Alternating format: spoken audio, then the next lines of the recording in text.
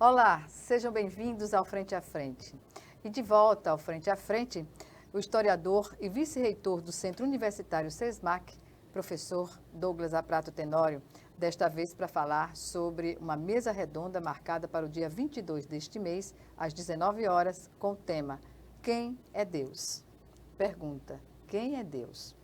Professor, é um prazer tê-lo aqui novamente para a discussão de um tema de interesse múltiplo da sociedade, do ensino, enfim, de todos que têm essa preocupação.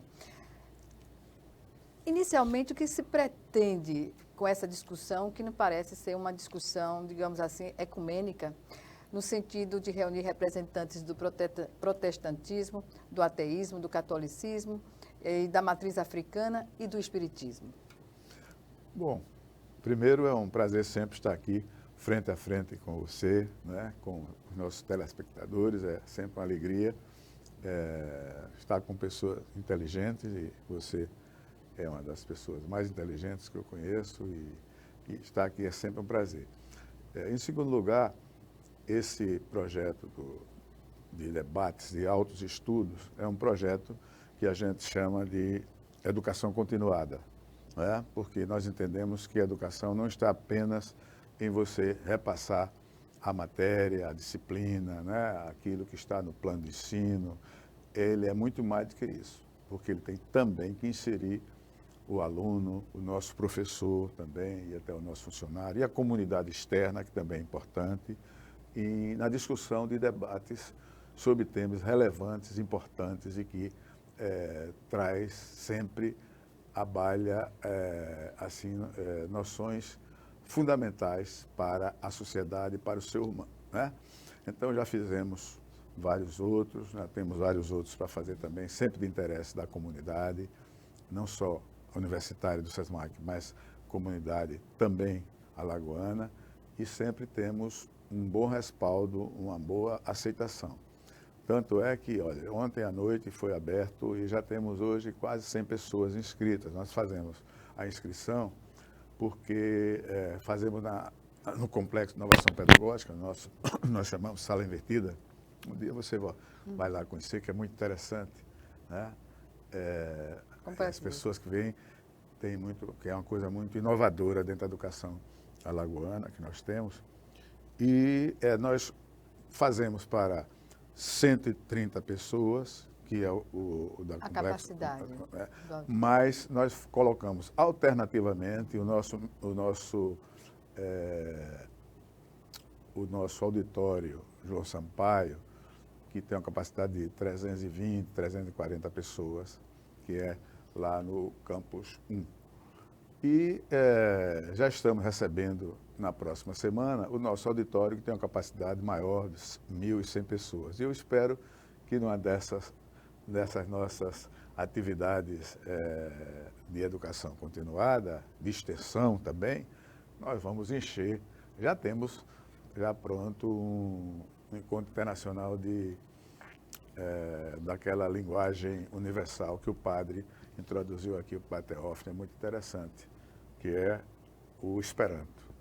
Bom, mas com relação a essa temática, é uma temática que a gente vem, você abre um dia, já está com muita gente, já sei que não vai ser mais no complexo, vai ser lá no auditório, e oxalá tivesse pronto, que eu acho que a gente teria um número maior. Muita gente telefonando, né? É porque isso acontece no momento que o Brasil é um dos países né, que está passando por essa grave crise de discussão, no bom sentido da palavra, da discussão religiosa. Né? A discussão, e que não considera a diversidade espiritual que existe de fato na sociedade. Né?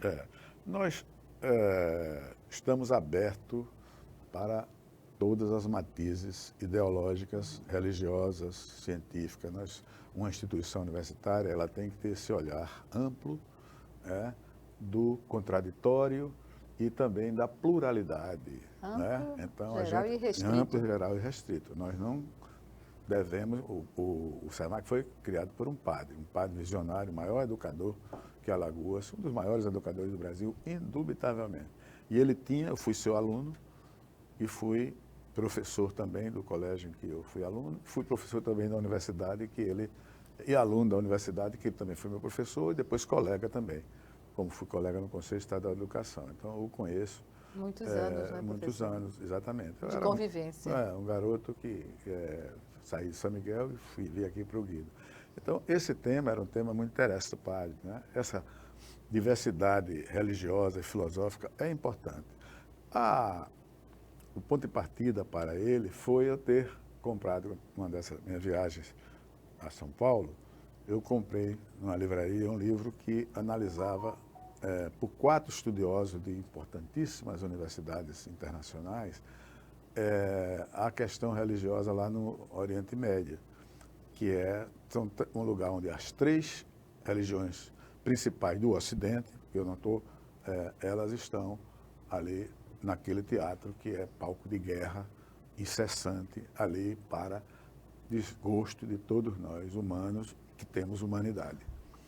Então, Bem colocado, professor. Humanos que temos humanidade. Sim, exatamente. Então, eu li o livro, achei muito interessante a abordagem, 4 especialistas, professores doutores de Universidade de Berkeley, de Columbia, de Harvard, etc., em que eles analisavam, porque você tem lá o judaísmo, que nasceu primeiro, temos o cristianismo, que veio depois, e temos a religião muçulmana, o islamismo, que veio numa terceira etapa. Todos eles, a origem deles está ali. E, no entanto, eles vivem se guerreando, vivem se matando, vivem fazendo tudo aquilo que a essência religiosa se opõe, que é a violência com o outro, que é exatamente a falta de amor. Então, prega-se amor e pratica-se o ódio. E a gente está vendo aqui... tem uma questão política também, e política religiosa, né, professor? Tem a questão política. A geopolítica mundial passa por ali também. Exatamente, tudo, a questão geopolítica do mundo está ali. É ali onde estão os poços de petróleo que movem o mundo, é ali onde estão, exatamente, onde é o corredor do que hoje tem uma nova rota da seda, uma nova rota de opulência econômica, né, que já saiu da Europa e dos Estados Unidos, hoje está lá naquela região que vai para a China, para a Índia, né, o país mais populoso do mundo, a China é o segundo mais populoso do mundo, e aqueles países que estão em pleno, os tigres, né, o Vietnã, a Malásia, a Singapura, etc. Então, a ideia era essa, e exatamente a gente ter o contraditório, aí o ateu. Aí eu estava procurando, estava reunido com o Enio, o Enio vai fazer uma das nossas palestras, uma exposição sobre quadrinhos, tá? Eu digo, rapaz, você conhece algum ateu? Eu disse, eu. Eu digo, por que, Douglas? Porque, eu quero, estou inscrito, eu quero fazer. E a gente vai ter uma pessoa inteligente, claro, né? Que exatamente, claro. Nós temos um protestante, que é o pastor Anderson Nunes, que né? Nós temos o Enio, que eu falei, o cônego Everaldo Rodrigues, que é da Igreja de Ponta Verde, o catolicismo, né?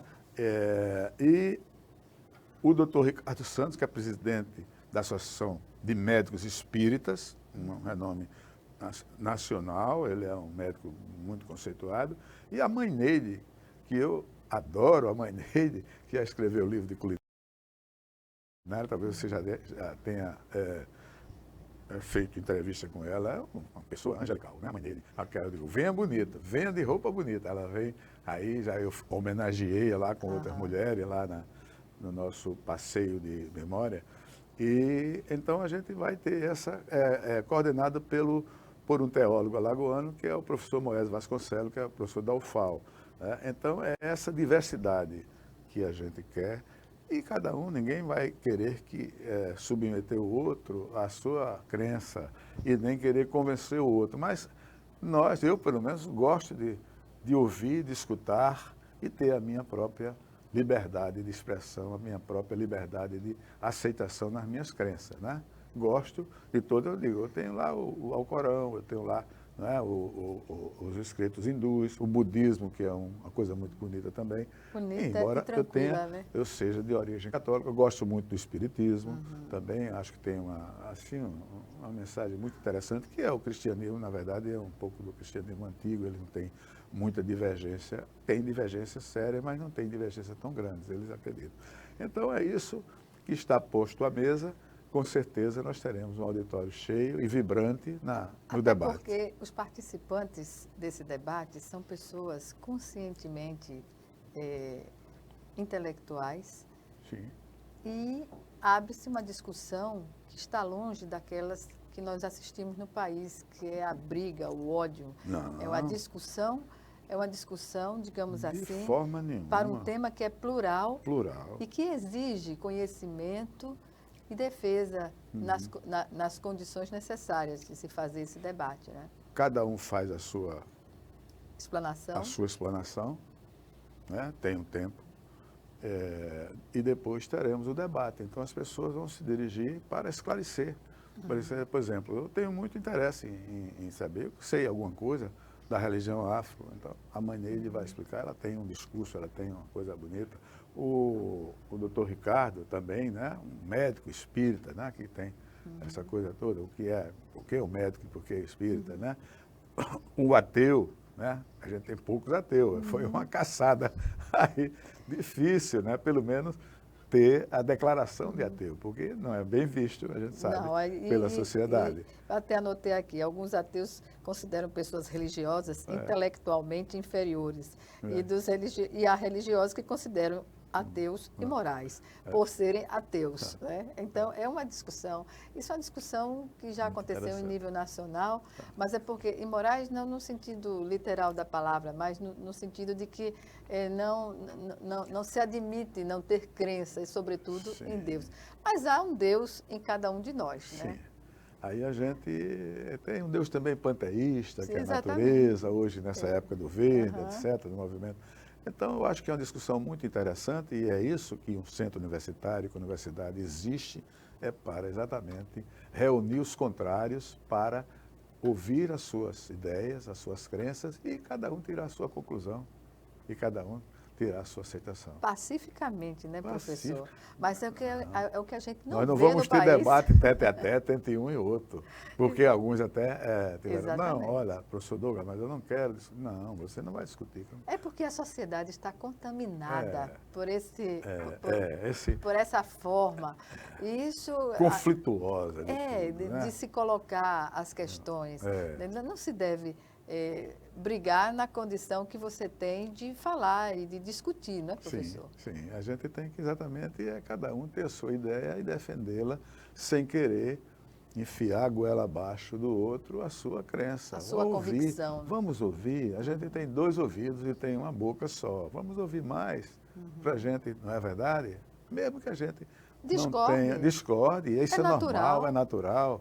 Nem os dedos das mãos são iguais, então vamos ouvir o outro e vamos respeitar, né? Vamos respeitar. Nada não, eu quero.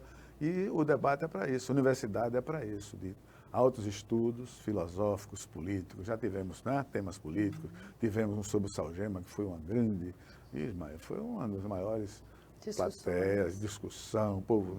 Se tivesse para meia-noite, 1h, ninguém saía, mas eu sou muito de horário e eu acho que também a gente precisa conversar e terminar no horário, digamos assim, civilizado, para que todo mundo volte à sua casa e reflita sobre o que ouviu. Professor alagoano de São Miguel. São Miguel dos Campos. Pois é, mas um britânico no horário. Sou de sangue italiano, e Caeté, e britânico no horário. Sou sim. Quando eu não posso, eu falei, eu estou aí com uma questão, porque eu tenho me comprometido, mas eu sou muito de horário. Horário é civilização, né? Exatamente. Respeito ao outro, né? Quando a gente está de férias, no domingo, né, a gente aí esquece um pouco o horário, mas durante a semana se dá esse direito. Se dá esse direito. Professor, nós vamos chamar agora o nosso primeiro intervalo. Frente a frente, volta em 1 minuto. Até já.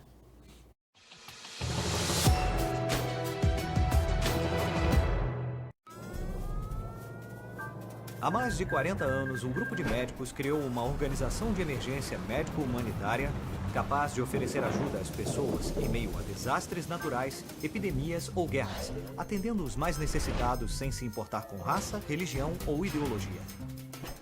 Hoje, Médicos Sem Fronteiras envia equipes totalmente preparadas para responder a emergências por todo o mundo. Nossos profissionais são financiados por pessoas como você e eu. Conheça-nos, participe, apoie, porque juntos chegamos mais longe.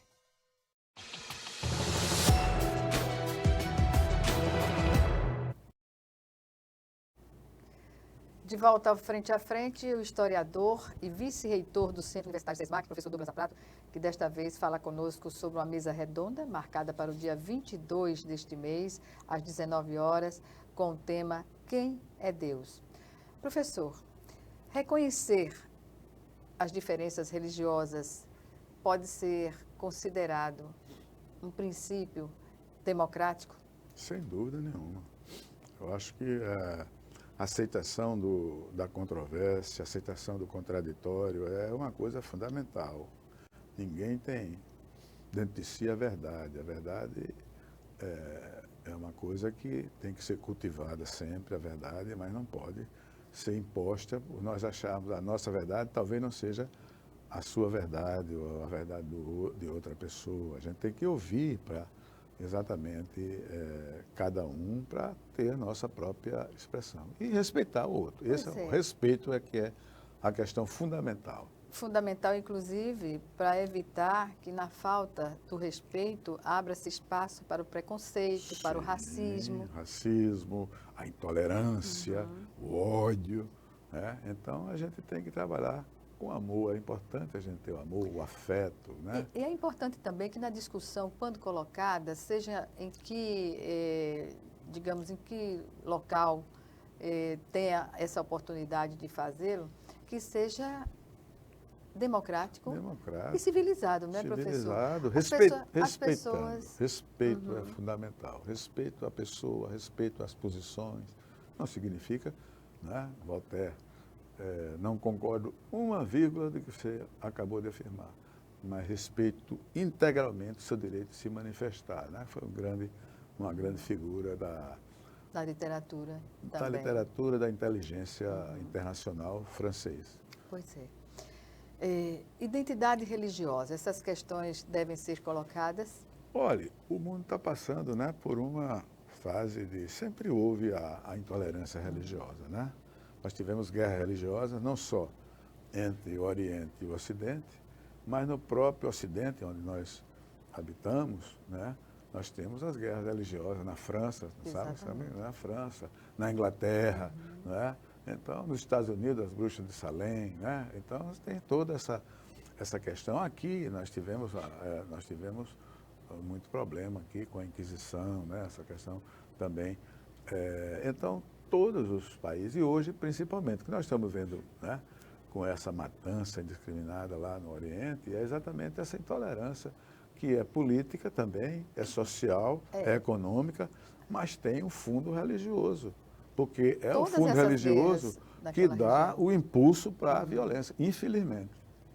Por outro lado, alimenta a indústria bélica e o Netanyahu se aproveita dessa situação até para se manter no governo, né? Olha, eu acho que esse é um problema que deve ser discutido assim com atenção pelo mundo inteiro. Eu estou assistindo até um seriado coreano, né? Eu tinha uma certa intolerância e não assistia, mas como eu sou uma pessoa pluralista, democrata, eu vou assistir. Tem que exercitar, né, professor? Tem que exercitar. Não quero. Mas eu comecei a ver, sobre exatamente um promotor militar, sobre a indústria militarista, o complexo industrial militar, que já foi posto na mesa na época do Eisenhower, que foi presidente americano na Guerra Fria, e que hoje, mais do que nunca, o dinheiro no pós-guerra, sim, continua. Você se tem se gasta em arma, é uma coisa que já poderia ter curado o câncer e grande parte das doenças do mundo e da qualidade de vida, acabado com a fome, colocado. Então, é uma coisa horrorosa, o complexo industrial militar, porque isso tem um interesse muito grande dessas indústrias monumentais, é que ganham mais dinheiro, cada vez mais, com coisa para matar, e correndo o risco de acabar com a humanidade, né? Uma guerra. Uma terceira guerra, já foi dito com muita clareza. Aliás, eu não sei se foi uma das pessoas mais importantes do mundo, não sei se foi Einstein ou foi uma outra pessoa, que disse que a primeira guerra foi de pau, a segunda guerra foi de armas, dinamite. E a terceira vai voltar a ser de pau, né? De pau. Por quê? Porque aí acaba-se a humanidade, alguns sobreviventes vão voltar a se guerrear com pau mais adiante, a terceira mais adiante. Então, é um risco muito grande. A gente está vendo aqui os exercícios militares lá, com essa guerra da Ucrânia, né? Tanto de um lado como de outro, colocando... É assim, parece que é brincadeira, milhões e milhões de dólares na guerra, né? E isso poderia ser para acabar com a fome, para acabar com a miséria, para estimular a paz, a vida. Mas é difícil, né? O homem é o lobo do homem e continua querendo sê-lo. Professor, o senhor acredita que digamos assim, uma intervenção no sentido benéfico cessaria a guerra? Olha, se não fosse esse interesse, porque a guerra não é só política. Ela é econômica, sobretudo. A guerra é econômica. Agora, tem também um pano de fundo político e religioso, né? Por exemplo, lá na Ucrânia agora não é religioso, né? A Ucrânia é ortodoxa, né? A Rússia também é ortodoxa. Veja, são dois, todos dois são ortodoxos, são dois, então não é uma guerra. A questão é territorial, né? Eu acho que é territorial, também. É econômica e é do expansionismo militar, de dominação militar, né? Então não se arrefece, porque se quisesse, já se sentava aí, vamos chegar a um acordo, né? Também lá no Oriente Médio, a mesma coisa também, você tem também essa intolerância, tanto de um lado como do outro. Está havendo uma matança de milhares de pessoas, de crianças, de mulheres. Então, isso tem que, deveria, no século XXI, no século da inteligência artificial, nós termos exatamente uma pausa e uma reflexão, sentar aqui, como a gente está discutindo sobre religião, quem é Deus, e aí colocar isso na mesa. Mas os interesses econômicos são muito grandes. Interessante. Muito grandes. Há uma contradição entre o crer, sobretudo naquela região, Sim. Né? A gente está falando quem é Deus, né? Sim. E Deus jamais faria qualquer movimento pela guerra. É sempre pelo amor. Pois é, é uma contradição que se coloca. Contradição, mas cada um, quanto mais fala em Deus, mais faz morte, né? É uma coisa paradoxal e terrível, né? A gente e o Ocidente participando de tudo isso, porque tem interesse na venda de armas. Né? E esse é o ponto principal. Aí um se arma, o outro se arma, um encontra uma arma letal, o outro faz uma maior, o outro faz outra maior, e assim vai caminhando. Até chegar o dia de uma terceira guerra mundial que fará a humanidade desaparecer. Lembrando... Vão sobrar só alguns poucos que vão voltar mais tarde, talvez a se matar de pau, como nas primeiras. E as baratas.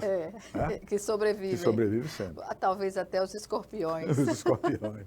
Professor, em relação ao papel da ONU nesse processo, eu vejo, é interessante que a ONU ela se coloca contrária quando o ataque não vem dos Estados Unidos. Sim. Mas quando os Estados Unidos resolvem invadir um país em nome da paz, através da guerra, a ONU simplesmente desconhece a possibilidade de colocar sanções contra o país. Sim, ela usa 2 pesos e 2 medidas, né? 2 pesos e 2 medidas. E hoje a ONU se tornou, eu não sei se anacrônica ou inadequada aos tempos modernos, porque 5 países têm o direito de opor veto a 150 outros. Isso é um resultado da Segunda Guerra Mundial, final outra da Segunda realidade. Guerra, outra realidade. Então, é uma instituição que é meritória, que foi muito bem pensada, mas que, assim como a Liga das Nações, antes da Primeira Guerra Mundial, hoje é anacrônica.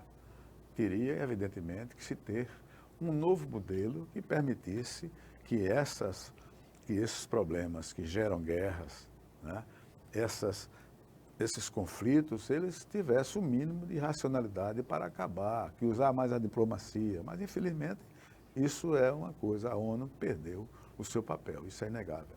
Ela não tem autoridade para nada, mesmo porque ela diga, faça o que eu digo, mas não faça o que eu faço. Exatamente. E nessa questão de se manter passa a mão em tudo que os Estados Unidos fazem no sentido de manter esse seu poderio, né, econômico e bélico. Sim, exatamente. Então, a questão isso teria que ser discutido na ONU, né? O poder esse seriado que eu vou fazer é sobre as Forças Armadas na Coreia do Sul. A Coreia do Sul vive em estado de guerra permanente, porque a Coreia foi dividida depois da Segunda Guerra Mundial em Coreia do Norte e Coreia do Sul. Aí um quer acabar e nenhuma confia na outra. Cada um que desenvolva mais bombas, mais armas mortíferas, esperando qualquer dia o ataque de uma e outra para se matarem os dois. E então, esse seriado é muito interessante. E eu me rendi. Você vê que o preconceito, a gente tem que vencer o preconceito assistindo, né? Por isso que é bom ver essas dimensões. Na TV Brasil, que não tem muita audiência, Sim. Recentemente passou uma cobertura da época da Segunda Guerra e a participação do país. E de uma forma muito didática e muito, digamos assim, ilustrativa do que foi a participação do Brasil. Eu trago a questão para agora, né? Qual seria o papel do Brasil nesse contexto? O senhor acha que está sendo correto? Naquela ocasião, o Brasil Getúlio Vargas foi uma figura extremamente antenada com os interesses nacionais, né? Getúlio Vargas. Embora tenha exercido a ditadura, foi uma ditadura também, né? E pesada. Graciliano Ramos que o diga, Início da Silveira e tantos outros que pereceram. Mas ele era um homem que tinha um alcance estratégico muito grande. Inicialmente, a grande potência naquela época era a Alemanha nazista.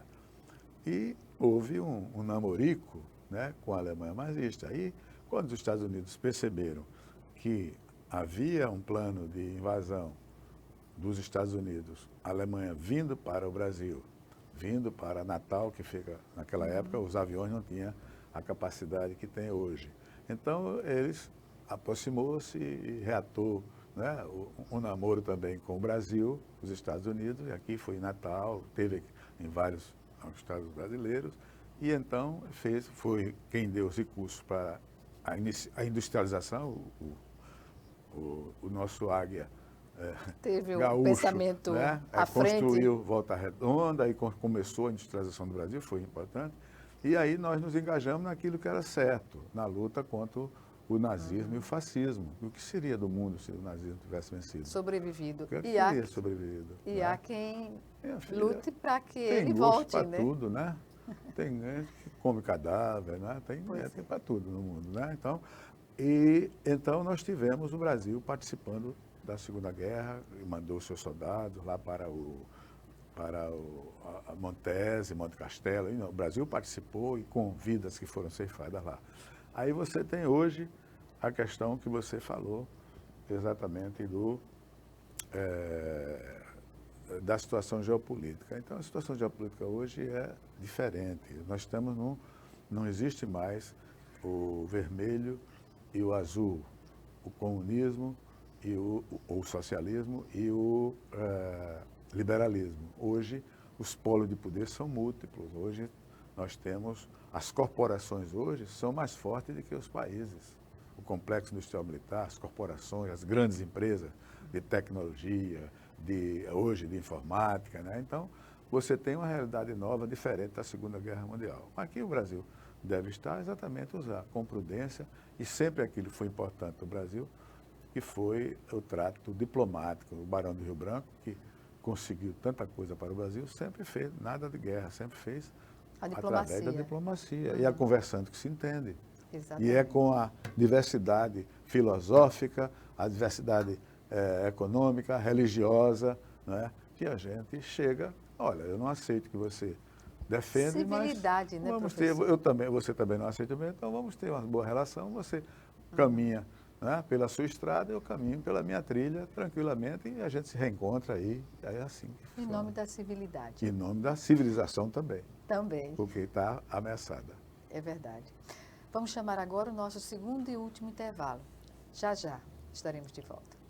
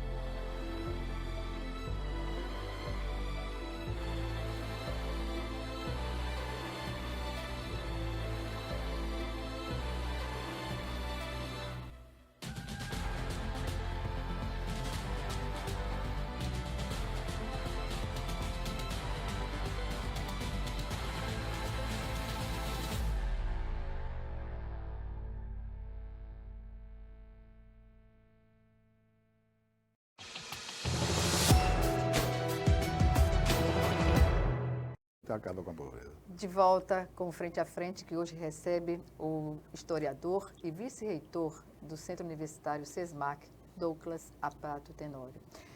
Professor, ainda em relação a essa discussão, voltando à discussão que haverá essa mesa redonda, quem é Deus, o que se espera de resultado dessa mesa redonda? Eu acho que o enriquecimento filosófico e cultural que é importante para o ser humano, né? E a gente, cada dia, eu sei que você faz isso, o Pedro, eu faço, o Péric, a gente, quem gosta da vida, a gente está sempre querendo se enriquecer. Então, haverá um enriquecimento e também uma ponte com os outros, porque os outros não são inimigos. Não se pode demonizar o outro, a outra religião, né? A gente tem que aceitar e saber que Deus, nessa figura que se idealiza, essa idealização, ela está presente em cada uma das religiões. E todos nós somos cristãos, Todos né, professor? somos cristãos, exatamente, né? Então, você tem, quer dizer, Mãe Neide, eu estou ansioso para ouvi-la, que eu gosto de ouvir a Mãe Neide, sobre a concepção de Deus, né, da religião afro. É curioso. Eu tenho, não é verdade? Então, eu gosto, né? Ver o Ricardo, que é um médico, sobre a espiritismo, o pastor, Ao que olhar é da ciência. o olhar do pastor, né? Que é hoje um dos maiores contingentes religiosos do Brasil, do mundo, né? E por que não? O Enio Lins sobre o ateísmo, a gente aprender mais sobre o que é o ateísmo, qual é a concepção que ele tem de Deus, ou de não acreditar. Então, isso tudo enriquece. Claro. E isso é bom para os alunos, isso é bom para os professores, isso é bom para o funcionário e para a comunidade externa. Muita gente externamente da comunidade é interessada em saber. Pode-se afirmar que esse encontro, essa mesa redonda, resultará num encontro, digamos assim, científico? Eu acho que é um encontro científico, que a ciência é a pesquisa do novo, né? E então isso é novo. O encontro de todas essas religiões, né? E daqueles contrários a essa concepção da religião, e saber se existe uma ponte entre eles, que eu acho que existe. Um elo, não é, professor? É, um elo, nós somos humanos e tudo que é humano nos interessa, né? Diziam lá os pré-socráticos, né? Então, cada um vai ouvir, eu acho que cada pessoa presente vai sair mais enriquecida. E o debate é interessante, você faz depois, e é interessante isso, né? O público fazer as perguntas endereçadas a um, a outro, saber qual é a dúvida que ele tem. Eu acho que sairá bem melhor do que entrou, eu acho. Certamente. Né? O conhecimento elimina preconceitos, elimina tudo que não condiz com a realidade, né? Eu adoro conhecer mais. Eu só sei que nada sei, né? Repetindo, né, frase minha. Eu só sei que nada sei. Olha, segunda-feira tivemos um belíssimo debate lá no Tribunal de Justiça. Você podia ter participado ou chamar uma dessas pessoas para vir aqui. Sobre a última pena de morte no Brasil, enfocamento. Olha, a professora que fez a palestra, eu fiquei encantada. Ela é advogada, pesquisadora, e ela se debruçou sobre o processo dos negros que foram condenados, né? Do Prudêncio, do Francisco, do outro. Mas ela, hoje, sabe mais do que qualquer pessoa. Por quê? Está lá o processo inclusive lá no Centro de Memória do Tribunal, e as pessoas vão transmitindo o que ouviram, sem adentrar no debate. Então, ela passou mais de 5 anos estudando o processo que condenou o escravo à morte, que ele matou, ele, os 2 colegas mais, os 3, mataram o senhor de engenho lá. E o que ela percebeu foi que o processo, dentro do processo, estava a ponta de um iceberg. Muita coisa que foi dita aqui, nada disso era verdade. Era verdade. Não. Por exemplo, ela chegou à conclusão que era um plano dos malês, que eram escravos muçulmanos, que sabiam ler, todos eles, e no processo que eram analfabetos, entendeu? Mongoloides e tal, bandido. Não, todos sabem. Quem é muçulmano sabe ler. A obrigação, primeiro, muçulmano, por isso que ele tem as escolas, né? As famosas escolas muçulmanas, né? Que não corre a ideia agora o nome. Né? E ele precisa, para aprender o Alcorão, ele sabe de qual o Alcorão e lê o Alcorão todo, né? Ele recita aquilo todo momento, são 4, 5 vezes. Então, ela descobriu, por exemplo, que, na verdade, foi um complô que tinha aqui para uma grande insurreição escrava, como foi a de Zumbi, como foi a dos Malês lá na Bahia, né, em outro lugar, aqui. Então eles abafaram, e abafaram muita coisa. Então, cada dia eu saí, meu Deus do céu, eu disse ao doutor Orlando, que foi o vice-presidente, tem vários desembargadores lá, olha, se fosse até meia-noite, 1h da manhã, eu estava aqui. Sentiria. Eu saí com quero mais, porque exatamente esses temas onde você traz uma contribuição nova, e a gente tem que aprender sempre coisa nova, né? fazer o paralelo diferente, são importantes, enriquecem a nossa cultura e a nossa mente. Certamente, professor. Mas voltando à questão da juventude, hoje, podemos considerar um caso para uma preocupação maior dos países, sobretudo os países em desenvolvimento, com essa questão da internet que tira a oportunidade, e é fato concreto, né, da juventude pesquisar melhor sobre assuntos, por exemplo, a gente vê um grande número da juventude, de jovens, na defesa do neofascismo, Sim. Na Europa, né, e no Brasil também. Eu acho, veja bem, a internet, a informática, a tecnologia, ela abriu os horizontes para uma vastidão de conhecimento extraordinário. Então, você vê, na medicina, você, com a inteligência artificial, você melhora. Na engenharia, na pedagogia, né, em todos os setores você tem. Né? Hoje você, para entender uma viagem, você compra um tradutor, a tecnologia, você traduz o birmanês, né? Tudo que for, seja que for a língua, o chinês, o inglês, tudo. Mas, ao mesmo tempo, a gente esqueceu, né, que a coisa mais importante da humanidade não é a tecnologia, é o conhecimento, é o homem, é o homem, né? É a humanidade. Então a gente pode ter uma guerra nuclear deflagrada por uma inteligência artificial que foi colocada ali pelo complexo industrial militar, que acha que vai haver invasão do seu país e tal, e manda as bombas exatamente, todas. Porque E como controlar? A leitura que a juventude tem feito não é em cima do concreto, é em cima do que é Aí publicado. Você tem a criança que vai para a mesa, e os adultos que dão um mau exemplo, vai para um almoço, para um jantar, para um café, para uma reunião, está todo mundo, está todo mundo como se nada nenhuma tivesse ali. Meu Deus, isso é uma perda muito grande. Né? Na minha casa, o almoço é para conversar e almoçar. Oh, querido, todos deixam os celulares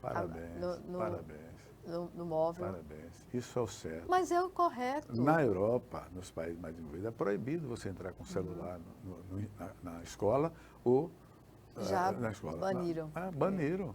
Porque aquilo aí, então isso deforma, porque tudo que você tem a parte da face negra, né? Não tem aquela novela Star Wars, você tem a face...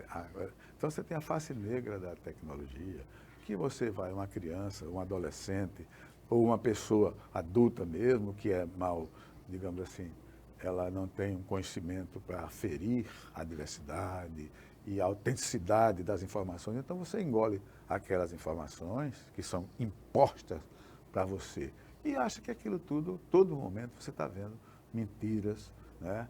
Fake news, coisas erradas, absolutamente sem falar erradas. Que embota, né, as crianças. Então você sabe. É simples fazer o teste. Você está com uma criança criativa, lúdica, consertando um carrinho, colocando um desenho, e de repente você liga a televisão, ela simplesmente abandona o que está fazendo e fica lá, paralisada. Totalmente. Então tem que colocar, isso tem que ser debatido pelos pais, pelas escolas, pelas universidades, porque é um grande mal que nós vivemos hoje. E então toda essa legião de desassistidos, de pessoas que não têm exatamente um conhecimento maior para dirimir entre o que é certo e o que é errado, entra numa barca do errado, do negro, né? Do negro, da Professor, face... coloque essa questão de uma forma que não entenda o que é. Porque tem eu falei do Star Wars, você tem, né, o lado negro da força e tal. Lado Negro da escuro, força, o lado escuro da força. Eu realmente tenho algumas coisas que eu sou totalmente contrário. Meu filho é negro. Claro. Né? Então claro, eu tenho um núcleo afro não, lá que é. porque quando a gente Não, fala eu do sei, mas sentido amplo. eu também sou contra essa questão desse politicamente correto excessivo. Eu não me habituo, não consigo Não se entender. adequa, né, Não se adequa. Esse politicamente correto, ele exacerba também as discussões. Né? Então, eu digo que esse lado, Obscuro. mas aí já tem o obscuro também, já tem. É difícil, querido. Aí a difícil gente vai ter mesmo. que encontrar uma nova linguagem. Mas é esse lado, digamos assim, maligno. Maligno, exatamente. Pronto, vamos colocar a palavra. Sintetiza Maligno para a gente. completamente. Maligno da tecnologia. Então, é isso. Eu acho que efetivamente a gente está passando por uma situação difícil e que questões como essas que nós fazemos, de altos estudos, de reflexões filosóficas, elas estão exatamente no caminho de oferecer essa agregação, né? Essa permeabilidade social, essa permeabilidade humana que a gente tem que ter e escutar o outro com ideias opostas a nós, né? As nossas ideias, mas procurando um denominador para a gente viver juntos, sem conflito, sem guerra, sem morte, sem violência. Pois é, exatamente isso, porque não se admite que uma situação como essa perdure a evolução, e como fica a evolução humana nesse contexto, né? Então, nessa discussão, professor, pode-se dizer que a reflexão está colocada e o resultado será benéfico, não só para quem participa, mas também para a sociedade em geral. Eu não tenho a menor dúvida. Estou ansioso para estar assistindo, ouvindo e tirando as minhas conclusões. Pois bem, sempre aberto Sempre. a novos saberes. Sempre, né? sempre. Por isso a vida é coração do estudante, é sempre aprendendo. Sempre aprendendo. Lindo isso que o senhor falou. Obrigada, mais uma vez, pela participação aqui no Frente a Frente. Considere esse minuto final a uma fala, quem sabe. Olha, é uma mensagem de esperança, é uma mensagem de que a gente saiba pautar nossas ações na diversidade, na pluralidade, no respeito ao próximo, no amor ao próximo. Então, as minhas palavras são essas, que a gente procure fazer da nossa trajetória, nessa passagem tão rápida que a gente tem pela Terra, um caminho bom, um caminho que seja lembrado pelos que ficaram como um caminho de luz para todos. De felicidade, não é? De felicidade. Alegria, alegria, sempre. Exatamente. Obrigada, professor, mais uma vez e até uma próxima oportunidade. Obrigada a você também que nos assistiu e até o nosso próximo encontro aqui, frente a frente, também com você. Eu estava